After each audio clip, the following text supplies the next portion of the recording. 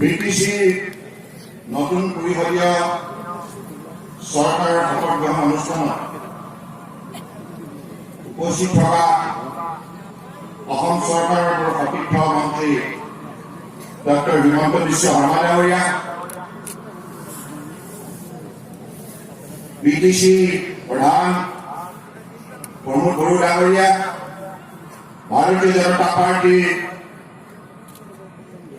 ৰাজ্যিক কমিটিৰ মাননীয় সভাপতি ৰঞ্জিত কুমাৰ দাস ডাঙৰীয়া,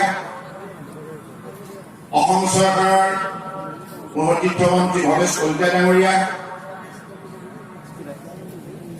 এই অনুষ্ঠানত উপস্থিত থকা কাৰ্বি আংলং অট'নমাছ কাউন্সিলৰ মুৰব্বী দুলিৰাম ৰামহাং ডাঙৰীয়া, ডিমা হাছাও অট'নমাছ কাউন্সিলৰ মুৰব্বী দেৱলাল গাৱৰুচা ডাঙৰীয়া, মিচিং অট'নমাছ কাউন্সিলৰ মুৰব্বী পৰমানন্দ চাৰিঙীয়া ডাঙৰীয়া,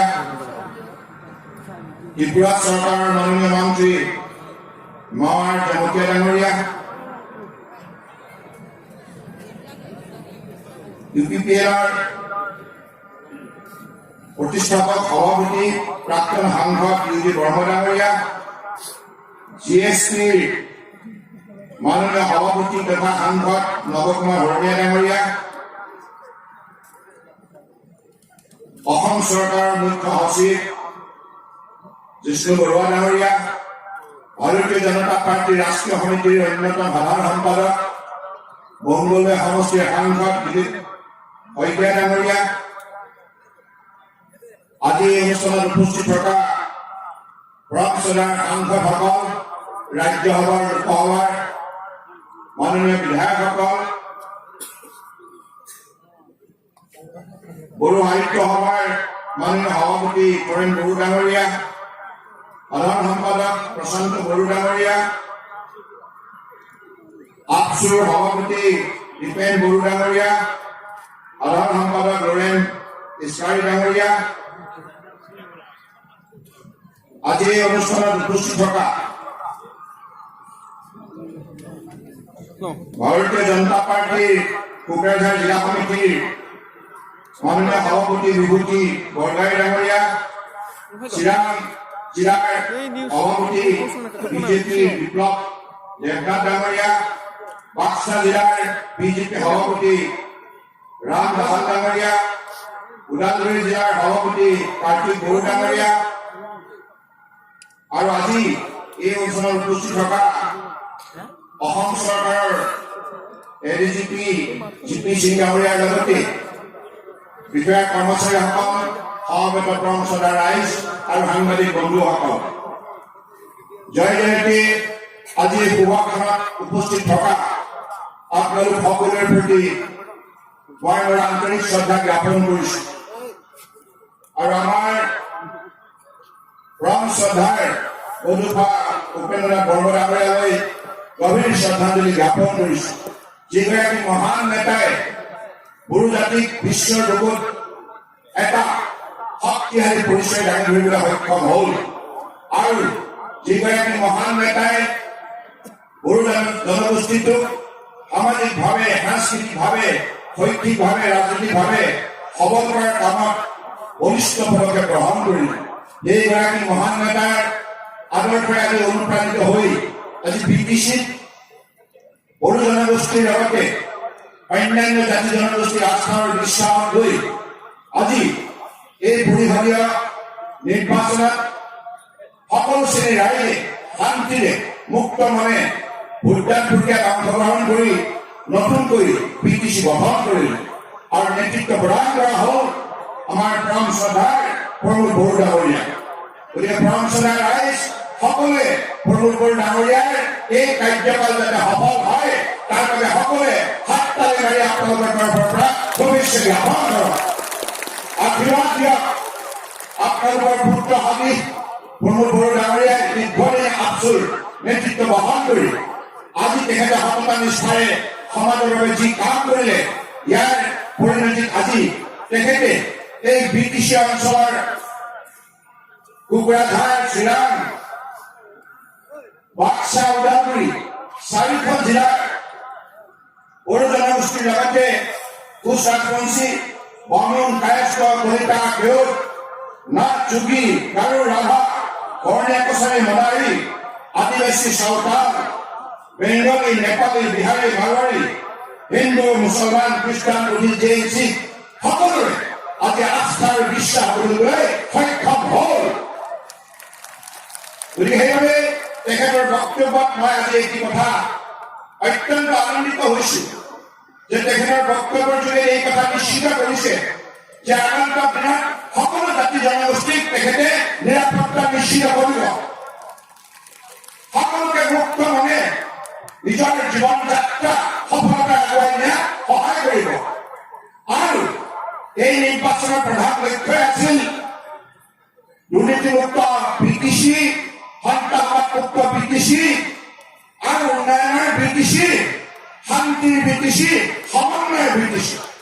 গতিকে সেই লক্ষ্যত উপনীত হোৱাৰ বাবে আজি অনুপ বড়ো ডাঙৰীয়াই স্পষ্টভাৱে সংকল্প লৈছে। আপোনালোকৰ লক্ষণিক ৰাইজৰ সন্মুখত আপোনালোক সকলোৱে ভগৱান সদৃশ আপোনালোকৰ ৰূপ এই ভগৱান সদৃশ মানৱ সমাজৰ সন্মুখত থিয় হৈ আজি তেখেতে ঈশ্বৰৰ নামত শপত লৈ আপোনালোকৰ সন্মুখত ঘোষণা কৰিছে যে সকলোকে মৰ্যাদা দিব, সন্মান দিব, সকলোকে সমন্বয়ৰ বাবে সুযোগ প্ৰদান কৰিব। অৰ্থাৎ তেখেতৰ কাৰ্যকালত নাথাকিব হিংসৰ, তেখেতৰ কাৰ্যকালত নাথাকিব ঈৰ্ষা কপট বিভেদ, তেখেতৰ কাৰ্যকালত থাকিব কেৱল সমন্বয়, সমন্বয়, ভাতৃত্ববোধ, বন্ধুত্ব, আন্তৰিকতা, শ্ৰদ্ধা, ভক্তি, মৰম, স্নেহ। আজি বিটিআৰ চুক্তি মাননীয় প্ৰধানমন্ত্ৰী নৰেন্দ্ৰ মোদী ডাঙৰীয়া, মাননীয় গৃহমন্ত্ৰী অমিত শ্বাহ ডাঙৰীয়াৰ বৰিষ্ঠ পদক্ষেপত সম্ভৱ হ'ল। এই বিটিআৰ চুক্তিয়ে বিটিচি এলেকাত বসবাস কৰা সকলো শ্ৰেণীৰ ৰাইজৰ জীৱনলৈ এটা আমূল পৰিৱৰ্তন আজি কঢ়িয়াই আনিছে। সামাজিকভাৱে, শৈক্ষিকভাৱে, সাংস্কৃতিকভাৱে, অৰ্থনৈতিকভাৱে, ক্ৰীড়া,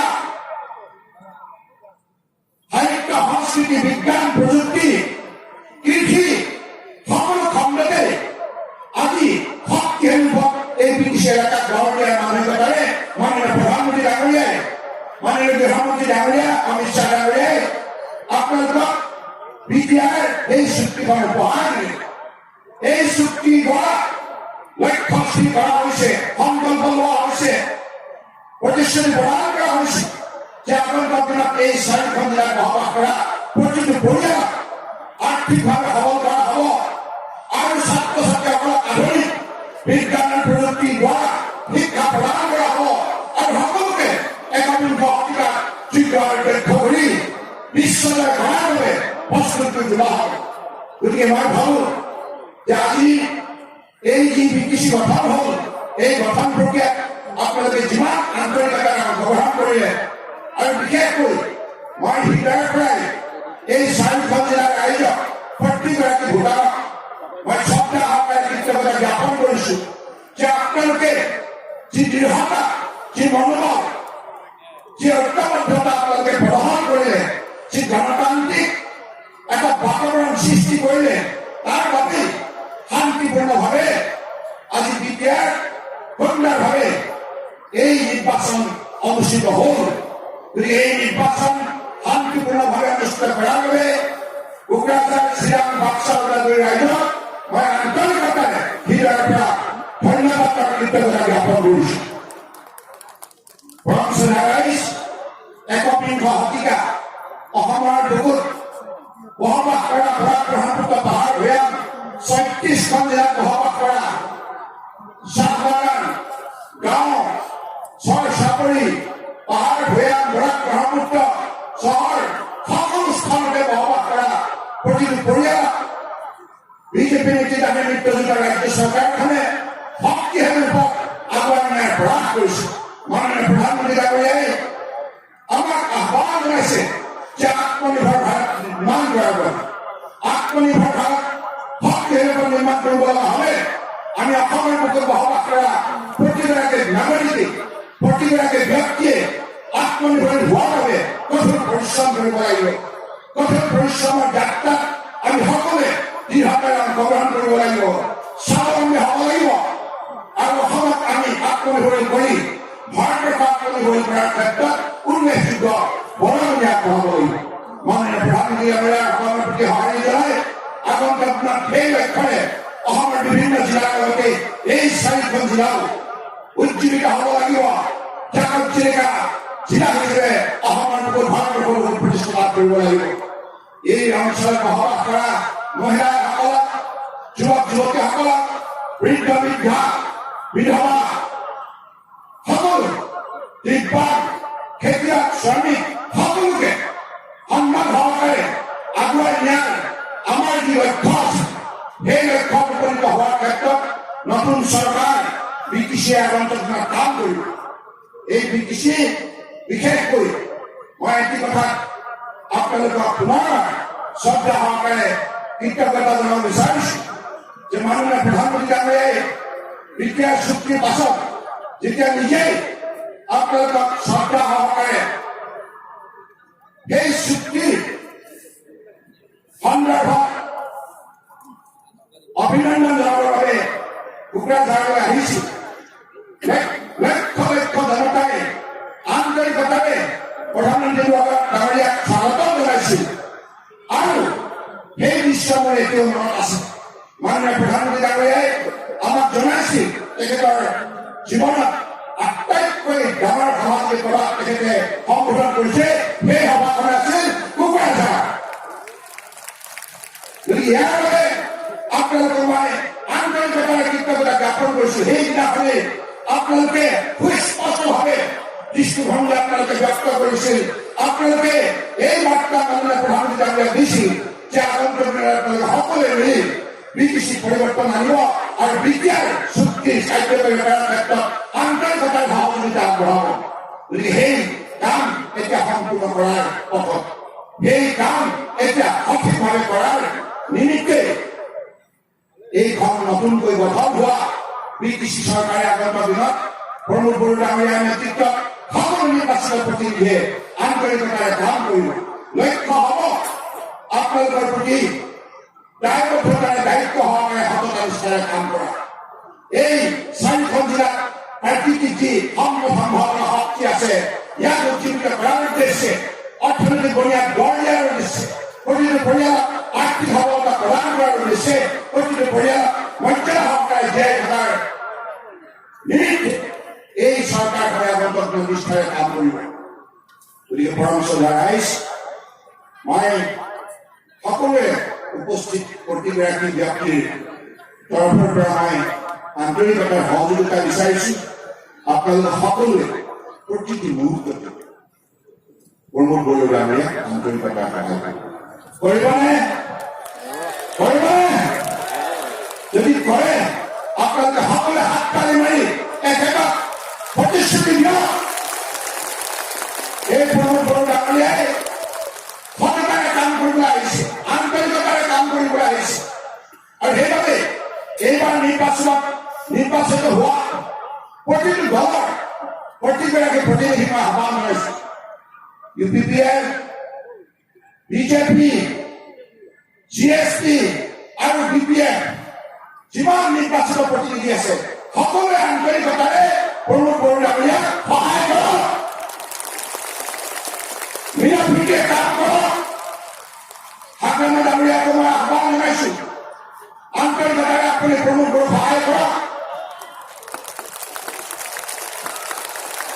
সংঘাত নহয়, সমন্বয়, ভাতৃত্ববোধ, বন্ধুত্ব, সমন্বয় গঢ়া এই 4খন জিলাৰ সমাজ শক্তিশালী হওক, অসমৰ শক্তিশালী কৰক। সেই লক্ষ্যৰে কাম কৰিব লাগিব। আন্তৰিকতা, ভাতৃত্ববোধ। গতিকে সেইবাবে মই সকলোকে আহ্বান জনাইছো। লক্ষ্য হৈছে আমি সকলোৰে মাজত শান্তি প্ৰতিষ্ঠা কৰিম আৰু ইয়াত বসবাস কৰা প্ৰতিটো জাতি জনগোষ্ঠীৰ মাটি ভেটি, কৃষ্টি সংস্কৃতি, ভাষা সাহিত্য, সভ্যতা, ঐতিহ্য ৰক্ষা কৰাৰ দায়িত্ব বিটিচিৰ নতুন চৰকাৰে নিষ্ঠাৰে বহন কৰিব। ইয়াত কোনো সংকিত হ'ব নালাগে। ভয় আৰু শংকাৰ সেই সময় অৱসান ঘটিল। এতিয়া কেৱল শান্তি, সমন্বয়, ভাতৃত্ববোধ আৰু কঠোৰ পৰিশ্ৰম আপোনালোকৰ যি 4খন জিলা কোকৰাঝাৰ, চিৰাং, বাক্সা, ওদালগুৰি, ইমান সুন্দৰ জিলা, বহু নদী, বহু খাল বিল, ইমান সেউজীয়া বাতাবৰণ, জৈৱ বৈচিত্ৰ্যৰ মহাশক্তি, মহাস্থান, বিভিন্ন জাতি জনগোষ্ঠীৰ কৃষ্টি সংস্কৃতিৰ এই সমৃদ্ধিশালী প্ৰভাৱ, গতিকে বিশ্বৰ আটাইতকৈ সুন্দৰ অঞ্চল হিচাপে ব্ৰিটিছ গঢ় দিয়াৰ সম্ভাৱনা আছে।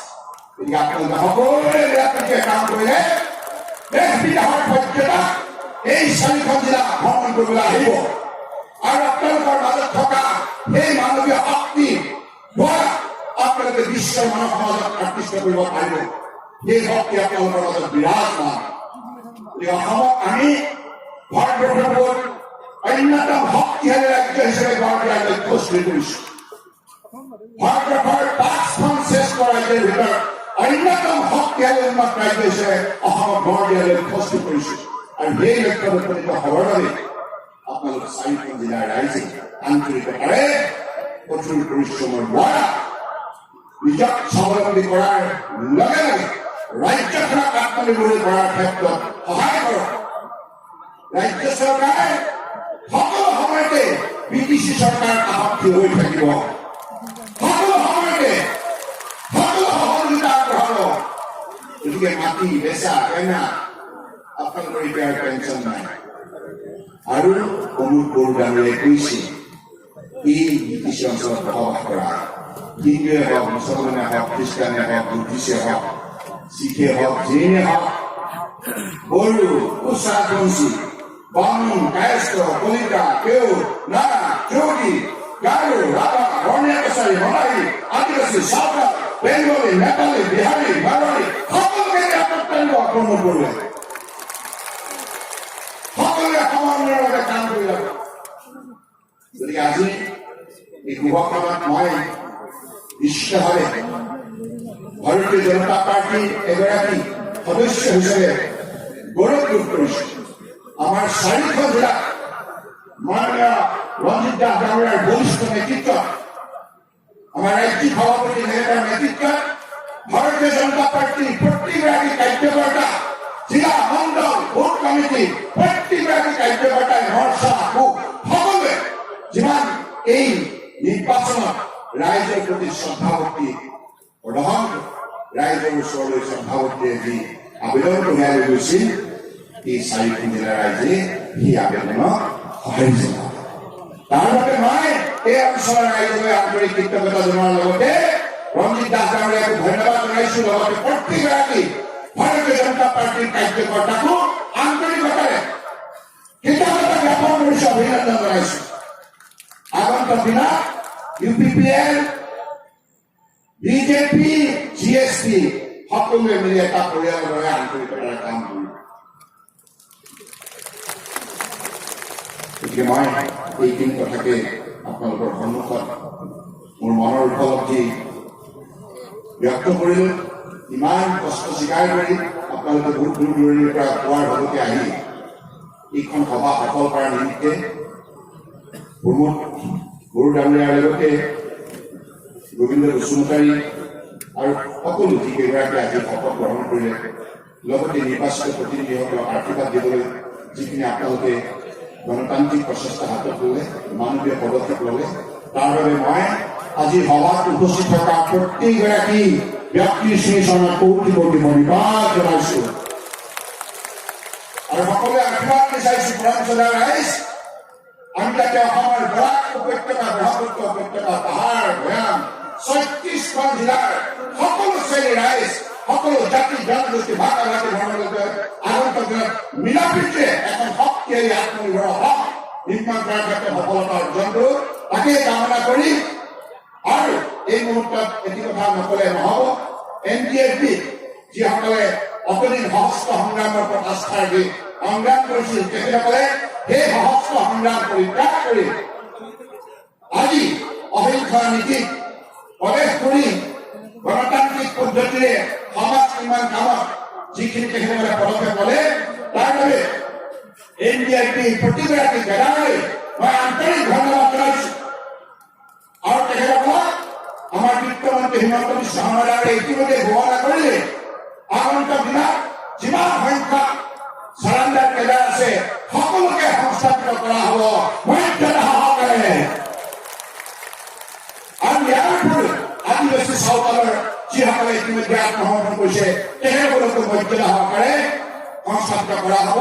এইখিনি কথাকে কৈ মই পুনৰবাৰ প্ৰমোদ বড়ো ডাঙৰীয়াৰ লগতে বিভিন্ন সতীৰ্থসকলক নিৰ্বাচিত প্ৰতিনিধিক আন্তৰিক অভিনন্দন জনাই ৰাইজলৈ শ্ৰদ্ধা আৰু কৃতজ্ঞতা জনাই মোৰ বক্তব্য সামৰিলো। ধন্যবাদ। জয় অসম, জয়